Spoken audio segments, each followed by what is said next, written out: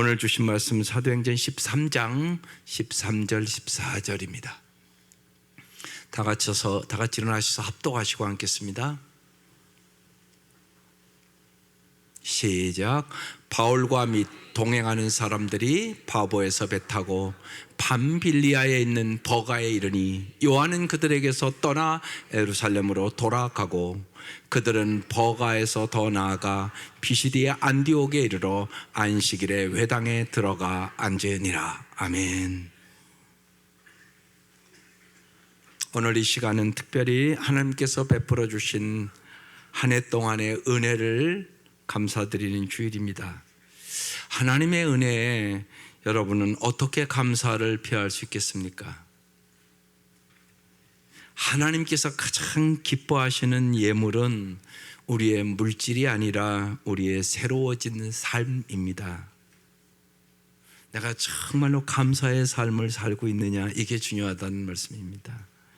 하나님은 우리가 어떤 일을 하고 있느냐가 아니라 우리가 하나님 앞에 어떤 사람이 되어가고 있느냐를 중요하게 여기십니다. 여러분은 정말로 범사에 감사하는 사람으로 변화되고 있으십니까?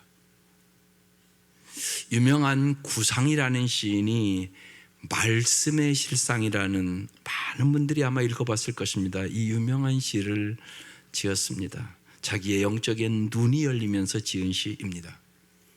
영혼의 눈에 끼었던 무명의 백태가 벗겨지며 나를 애워싼 만유일체가 말씀임을 깨닫습니다. 노상 무심히 보아왔던 손가락이 10개인 것도 이적이나 접하듯 새삼 놀라웠고, 창밖 울타리 한 구석 새로 피어나는 개나리꽃도 부활의 시범을 보듯 사뭇 황홀합니다. 창창한 우주, 험하게 바다에 모래알보다 작은 내가 말씀에 신령한 그 은혜로 이렇게 오물거리고 있음을 상상도 아니요 상징도 아닌 실상으로 깨닫습니다. 구상시인은 영혼의 눈에 끼었던 무명의 백태가 벗겨지자 세상이 온통 신비한 것뿐이라고 노래하는 것입니다. 하나님의 은혜로 내가 오늘도 오물거리고 있음에 놀랍고 또 감사하다고 고백하는 시입니다.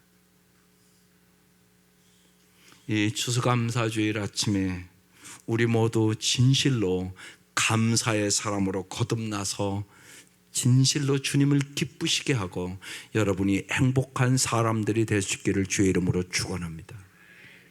나의 다 된 것은 하나님의 은혜로다, 정말로 고백하며 찬양과 감사를 드림이 마땅하다고 고백하는 우리의 삶이 될 수 있기를 바랍니다. 세상에서 가장 사랑받는 사람은 모든 사람을 칭찬하는 사람이요, 가장 행복한 사람은 감사하는 사람이다. 탈무드에 나오는 말씀입니다. 우리의 인생은 수많은 일로 이루어집니다. 사건과 사고, 수많은 체험과 경험으로 가득합니다. 이 한 해도 기쁜 일도 있었고 슬픈 일도 있었고 좋은 일도 있었고 나쁜 일도 있었고, 인생의 생사복과 희노애락이 우리의 삶에 매해 펼쳐집니다. 이러한 우리의 삶에 일어나는 모든 일에 여러분은 정말로 의미를 발견해야 하는 것입니다. 고통에서 어떤 의미를 얻을 수 있는가, 고통을 통하여 내가 어떻게 성숙해 가고 있는가, 이게 중요하단 말입니다. 내 마음으로부터 긍정적인 마음을 가지셔야 됩니다.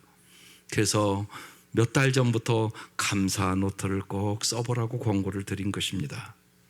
나를 나만큼 잘하는 사람은 없다고 사람들은 말하지만 나만큼 나를 모르는 사람도 없습니다. 사람은 참 자기를 모릅니다. 상대방의 마음을 움직이려면 먼저 자기 마음부터 움직여야 합니다. 따라서 자기의 감정을 잘 아는 것은 큰 도움이 됩니다. 우리는 누구나 화나고 짜증나고 괴롭고 슬플 때가 누구에게나 있습니다. 하루에도 수많은 감정에 휩싸이고 수없이 반응하며 우리는 살아갑니다. 슬픔은 기쁨으로, 두려움은 소망으로, 긍정적인 태도로 바꾸는 계기를 언제나 주님 안에서 만들어 가야 되는 것입니다. 그래서 사도 바울은 우리에게, 여러분이 잘 아는 데살로니가 전서 5장 18절을 여러분 다 알 것입니다. 같이 읽어보겠습니다. 시작. 범사에 감사하라. 이것이 또 예수 안에서 너희를 향하신 하나님의 뜻이니라. 하나님의 뜻이 뭡니까? 범사에 감사하는 것이 하나님의 뜻이다. 명확하게 얘기하고 있잖아요. 왜? 범사에 감사하는 사람만이 하나님께 영광을 돌리고 행복한 삶을 살아갈 수 있기 때문에 그런 것입니다.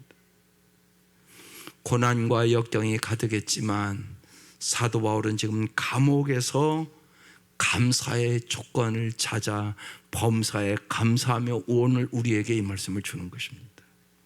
시편 기자들도 한결같이 얘기합니다. 시편 50편에 감사로 하나님께 제사를 드리며 지존하신 이에게 내 소원을 갚으며 환난 날에 나를 부르라. 내가 너를 건지리니 내가 나를 영화롭게 하리로다.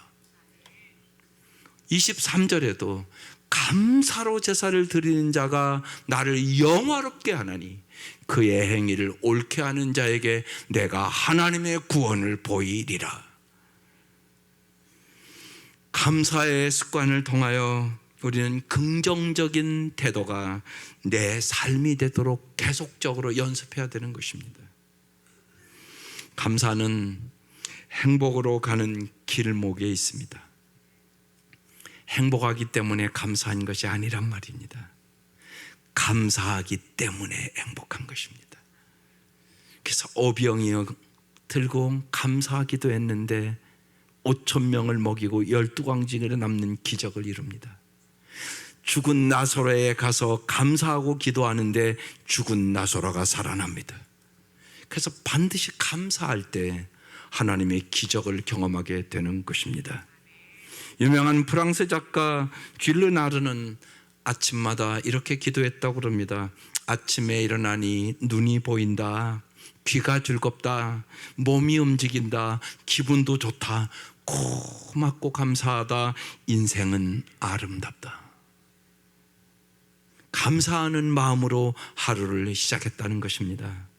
그러면 우리는 왜 감사하는 마음을 갖지 못할까요? 여러분, 그 이유를 뭐라고 생각하십니까? 쇼펜하우어가 유명한 얘기를 했습니다. 모든 불행의 시작은 비교하는 것으로부터 시작된다.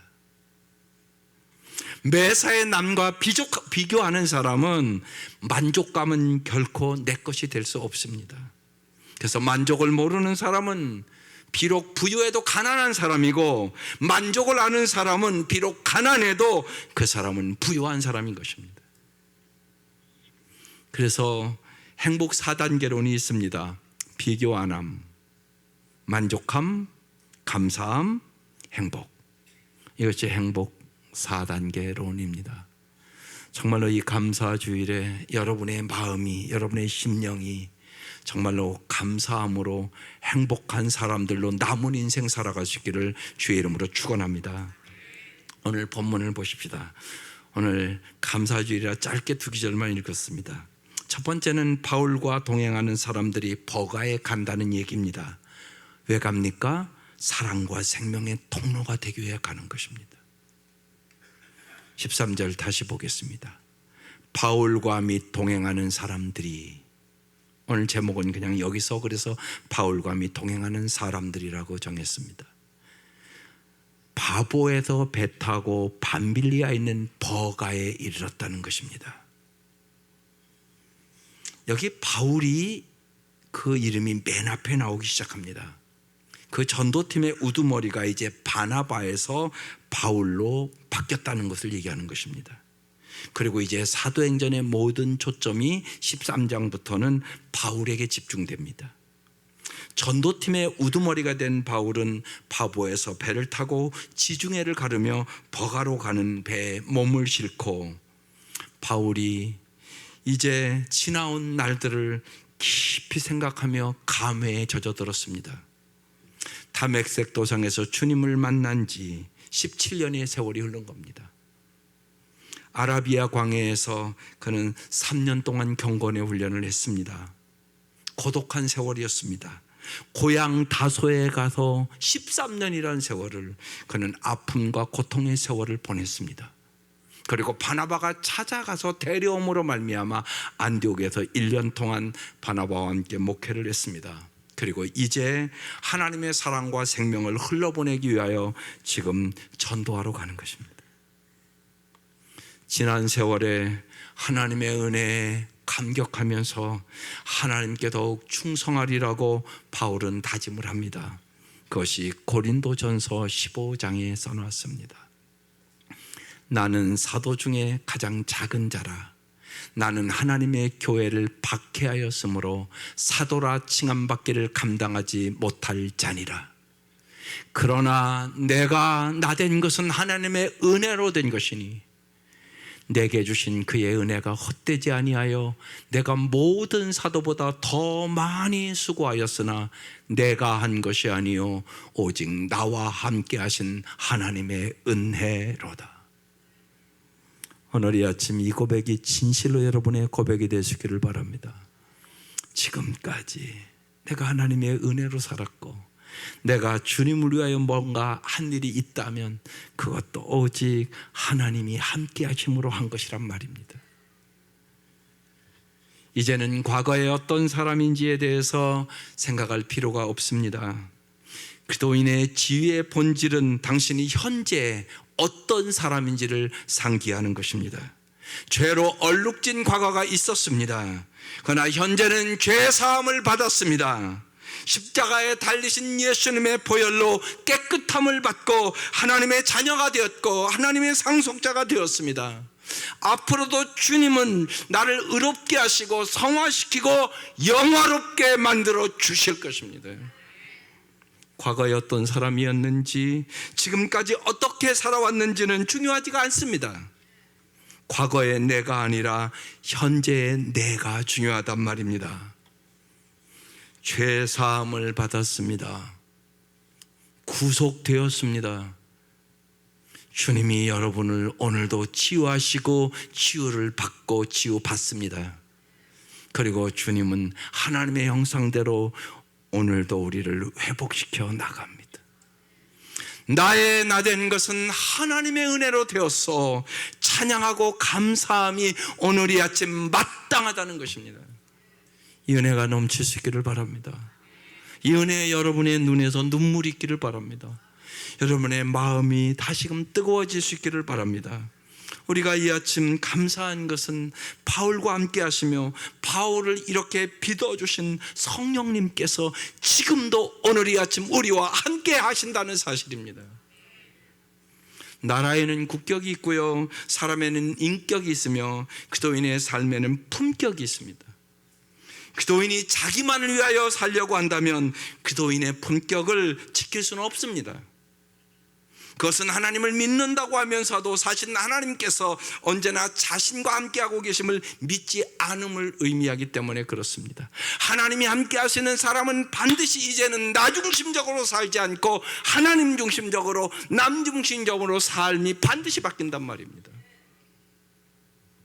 하나님께서 함께 하심을 믿는 사람은 하나님의 사랑과 생명의 통로가 되어서 세상의 고통과 아픔과 괴로움 속에 있는 사람들과 삶을 함께 나누는 그들의 품격을 지니지 않을 수가 없게 되는 것입니다. 그래서 세상 사람들이 얘기하는 것입니다. 변했다고. 저 사람 자기중심적인 사람이 있는데 아니라고. 이제 이게 그리스도인의 품격이란 말입니다. 우선순위가 바뀌는 겁니다. 하나님이 첫째, 남이 둘째, 그 다음 나란 말입니다. 바울 및 동행하는 사람들은 지금 주님의 사랑과 생명의 통로가 되기 위하여 지금 생명을 걸고 전도하러 가는 모습이란 말입니다. 두 번째, 마가라는 요한이 예루살렘으로 돌아갔다고 얘기합니다. 변함없이 사랑해 주는 하나님의 사랑을 우린 여기서 보게 됩니다. 13절을 다시 보면 바울과 및 동행하는 사람들이 바보에서 배 타고 밤빌리아에 있는 버가에 이르렀는데 요한은 그들에게서 떠나 예루살렘으로 돌아갔다는 것입니다.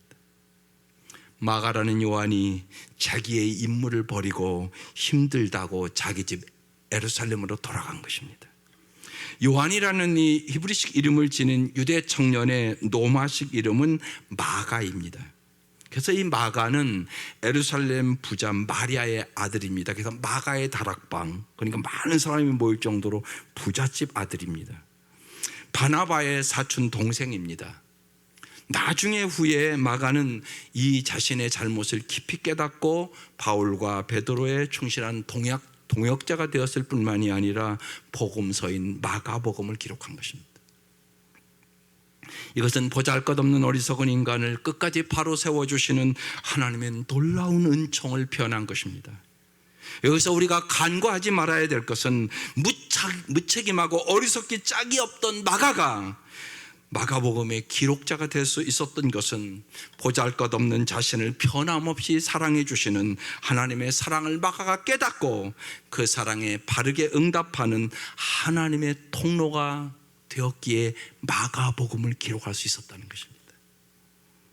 하나님을 알지 못했던 사람이 하나님의 은총 속에서 하나님의 사랑과 생명을 흘러보내는 축복의 통로의 삶을 살기 시작하는 것은 엄청난 은혜고 복입니다. 그러나 마가는 본래 하나님을 알지 못했던 사람이 아니었단 말입니다. 믿음의 가정에서 자랐고 안디옥에 내려가 안디옥 교인이 되었고 안디옥 교회가 파송하는 첫 번째 전도의 수행원이 되었습니다. 누가 뭐래도 하나님을 알고 또 믿는 선택받은 청년이었단 말입니다. 그럼에도 그는 버가에서 전도팀을 이탈하여 좀 어렵다고 자기 인생의 소중한 젊은 시절을 헛되이 날려버리는 어리석은 삶을 반복했다는 것입니다. 우리는 이 마가를 보면서 하나님을 알지 못하면 모르되 적어도 하나님의 부르심의 은총을 입은 사람이라면 더 이상 자기의 인생을 헛되이 날려보내는 어리석은 삶을 반복해서는 안 됩니다. 오늘 이제 청년들이 저녁에 발표하니까 오늘 이 자리에 다 왔을 것입니다. 여러분의 인생을 정말로 어리석은 헛된 인생으로 날려보내지 말기를 바랍니다. 또한 저희들의 남은 인생을, 이제 나이가 든 사람은 남은 인생을 정말로 헛되이 날려보내는 삶을 살지 말고 정말 주님 앞에 새롭고 충성된 삶을 살아가는 이 감사주일 되시기를 주의 이름으로 축원합니다. 세 번째, 피시디아 안디옥에게 이르렀습니다. 삶의 연장에서 함께 하신 하나님을 보여주는 말씀입니다. 14절입니다. 그들은 버가에 더 나아가 피시디아 안디옥에 이르러 안식일에 회당에 들어가 앉으니라. 이 말씀에서 마가가 왜 돌아갔을까요? 요 14절에 이 말씀으로 짐작할 수가 있습니다. 버가에서 피시디아 안디옥까지는 200여 킬로미터나 됩니다. 그리고 아주 험한 타우루스 산맥을 넘어야 되는 것입니다. 예로부터 이곳은 강도와 산적들의 소굴이었습니다. 그러므로 부잣집에서 굳은 일을 모르고 자란 마가가 바울이 그 험한 타우루스 산맥을 넘어가려는 것을 보고 그만 기가 질려서 무단 이탈해 버렸음을 우리는 이 말씀에서 쉽게 짐작할 수가 있습니다. 그런데 마가가 포기한 그 험한 길을 바울과 바나바는 포기하지 않고 어떻게 끝까지 갈 수 있었을까요? 그 차이가 무엇이라고 생각하십니까? 그것이 사도행전 13장 5절의 말씀을 보면 알 수 있습니다. 살라미에 이르러 하나님의 말씀을 유대인이 여러 회당에서 전할세 요한을 수행원으로 두었더라. 이 수행원이라는 이 단어가 휘페레테스라는 헬라어입니다. 배 밑에서 노젓는 노예라는 뜻입니다. 이 노예들의 임무는 북을 치는 속도에 맞춰 노를 젓는 것뿐입니다. 마가는 그와 같은 휴페레테스로 부름받은 사람이란 말입니다. 마가의 임무는 바울이 행선지를 정하는 대로 최선을 다해서 그 임무를 수행하는 것이었습니다. 그러나 마가는 타우루스 산맥의 그 험난한 산을 넘어야 되는 그 고생과 어려움을 생각하고 바울의 결정을 무시한 채 자신이 휴페레테스임을 망각한 것입니다. 이것은 마가가 자신을 휴페레테스라고 부르시고 자신과 함께하고 계시는 하나님을 망각했음을 의미하고 있는 것입니다. 여기서 우리가 깊이 깨달아야 합니다. 우리가 아무리 하나님을 믿는 사람이라 할지라도 하나님께서 언제나 자신과 함께하고 계심을 깨닫지 못하는 사람은 어떤 상황에서든 하나님의 신실한 휴페레테스, 하나님의 진정한 종으로 사는 것은 불가능하다는 것입니다. 여러분은 진실로 하나님의 종으로 사십니까? 그렇지 않고 내 맘대로, 내 뜻대로, 내 편한 대로, 내가 힘들으면 그만두고, 이건 하나님의 종이 아니올시다. 사도행전 26장 16절에 바울은 자신을 부르신 주님의 말씀을 이렇게 진술합니다. 일어나 너의 발로 서라. 내가 내게 나타난 것은 곧 내가 나를 본 일과 장차 내가 내게 나타날 일에 너로 종과 증인을 삼으려 함이니. 여기 종, 헬라어 휴페레테스입니다. 바울은 자기의 정체성을 그도의 종임을 일평생 동안 잊지 않았습니다. 그래서 고린도전서 4장 1, 2절에 여러분이 잘 아는 말씀을 합니다. 사람이 마땅히 우리를 그도의 일꾼이요 하나님의 비밀을 맡은 자로 여길지어다. 그리고 맡은 자들에게 구할 것은, 다 같이 읽어보세요. 뭐라고요? 충성이니라. 바울은 자신을 그도의 일꾼으로 고백합니다. 여기 일꾼이란 단어도 헬라어 휴페레테스입니다. 주님의 휴페레테스가 주님을 위해 할 수 있는 일은 오직 뭐라고요? 충성이라는 것입니다. 바울은 어떤 상황 속에서든 하나님께서 자신과 함께 계심을 믿는 사람은 언제나 어디서나 하나님의 신실한 휴페레테스로 살 수 있고, 자신이 휴페레테스임을 잊지 않는 사람만 모든 상황 속에서 하나님의 사랑과 생명을 흘러보내는 품격 있는 참다운 그도인으로 살 수 있다고 우리에게 증거해 주고 있는 것입니다. 성숙한 믿음도, 신실한 종, 일꾼의 휴페레테스의 삶도, 하나님의 사랑과 생명을 흘러보내는 기도인의 품격도 모두가 자신과 함께하고 계시는 하나님에 대하여 깨어있는 사람만 그렇게 살아가는 것입니다. 그래서 날마다 말씀과 기도의 경건한 훈련을 게을리하지 않고 삶의 현장에서 함께 하시는 하나님에 대하여 깨어있는 통찰력을 우리가 꼭 지녀야 하는 것입니다. 바울 일행은 이제 버거를 지나 비시디아 안디옥에 이르렀습니다. 그보로에서 배를 타고 애써 버가를 찾아간 바울은 그곳에서 풍토병을 만납니다. 그래서 버가에 머무를 수가 없었던 것입니다. 그래서 험산줄령 타우루스 산맥을 넘어 갈라디아 땅인 비시디아 안디옥으로 가는 것입니다. 그래서 갈라디아서를 쓰게 되는 것입니다. 갈라디아서 4장 13절에 그 이유가 설명되어 있습니다. 그리고 여러분이 아시는 바와 같이 내가 여러분에게 처음으로 복음을 전하게 된 것은 내 육체가 병든 것이 그 계기가 되었습니다. 내가 풍토병에 걸려서 갈라디아까지 가지 않을 수가 없었다고. 그래서 너희들에게 이 갈라디아서를 써준다고 얘기하는 것입니다. 바울은 하나님의 신비스러운 이 섭리를 자기의 삶으로 확인하면서 감격이 컸을 것입니다. 내가 나 된 것은 하나님의 은혜로 고백할 수밖에 없게 된 것입니다. 오늘 우리는 주님이 해주신 놀라운 은혜를 다시 기억하며 넘치는 감사를 드리는 시간입니다. 어떤 상황을 만나든지 그 상황 속에서 이루어 가시는 하나님의 섭리를 깨닫는 것보다 더 귀한 삶이 없음을 알고 우리는 바울처럼 고백하며 감사가 충만한 사람들이 되시기를 바랍니다. 여러분의 삶에 여러 가지 일들이 있었지만 그 일들 속에 하나님은 오늘도 이루어 가시는 것입니다. 성취해 가는 것입니다. 하나님의 뜻이 되어 가는 것입니다.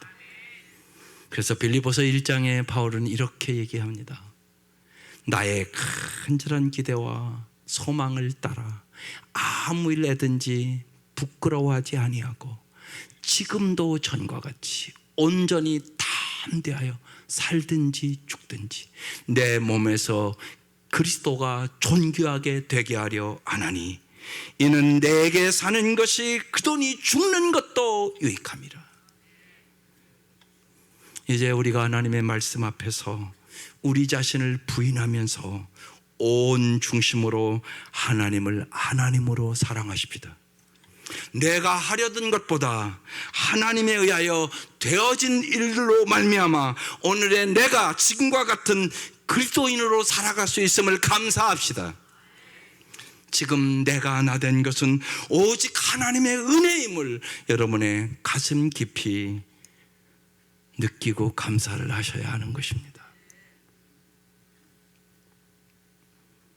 이제는 살든지 죽든지 어떠한 상황 속에서도 오직 하나님만 존귀하게 해드리는 삶을 살 수 있도록 인도해 달라고 기도하셔야 하는 것입니다. 주님의 이 은혜 안에서 여러분 범사에 감사하며 승리하는 우리 성도들 되시기를 주의 이름으로 축원합니다.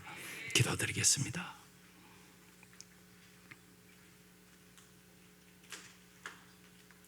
주님이 이미 주신 은혜가 한량없고 주님이 앞으로 주실 은혜는 더 우리가 헤아릴 수 없이 풍성합니다. 우리를 살리기 위하여 십자가에 죽으신 주님께서 우리에게 그 무엇을 은혜로 주시지 않겠습니까? 믿음으로 오늘 이 아침 받아들이시기를 바랍니다. 여러 가지 병마와 고통과 아픔 속에 올 한 해도 참 많은 눈물로 기도하는 날들이 많았습니다. 특별히 젊은 사람들이 암투병을 하고 그럴 때 어떻게 우리가 눈물로 기도를 하지 않겠습니까? 그렇지만 주님은 모든 것에 합력하여 선을 이루어 줄 걸 믿고 우리의 눈물을 기쁨으로 바꿔주시는 주님을 믿고 이 시간 하나님의 십자가의 은혜를 생각하고 천국의 은혜를 생각하고 정말로 하나님께서 우리에게 주신 영생을 확신하고 이 시간 여러분의 입술을 열어서 주신 은혜를 그리고 주실 은혜를 그리고 여러분의 어려움도 주님이 이기게 해줄 것을 믿고 이 시간 감사함으로 나의 나 된 것이 하나님의 은혜입니다. 나를 구원해 주시고 의롭다 하시고 성화시키고 영화시킬 주님 감사합니다. 주님 앞에 고백하며 이 시간 감사의 기도를 다시 드리시기 바랍니다.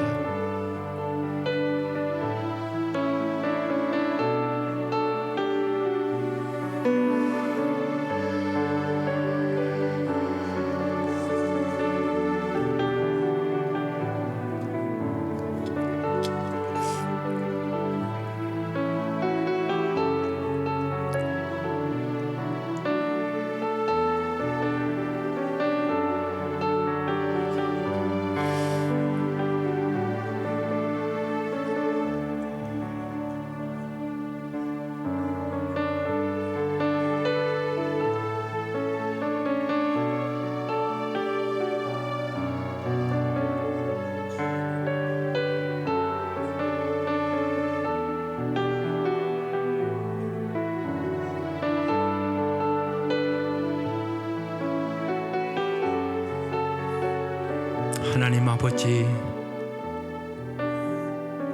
한 해 동안도 참 여러 가지 일들이 있었습니다.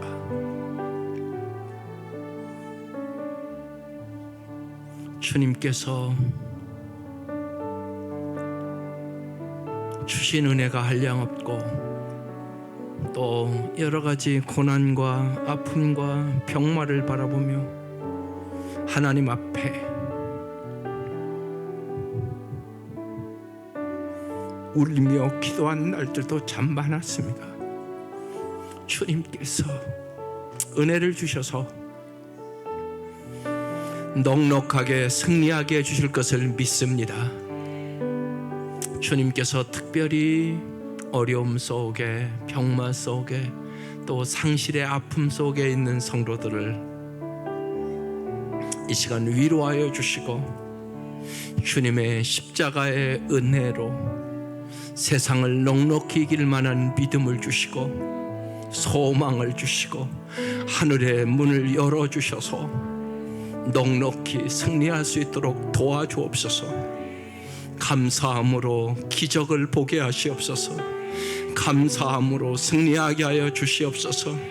주신 은혜 감사하고 주실 은혜 감사하고 우리를 위하여 주께서 예비하신 영원한 나라를 볼 수 있도록 도와주셔서 이 땅에 여러 가지 힘듦과 아픔을 넉넉히 이길 수 있도록 이 시간 주님께서 영혼을 소생시켜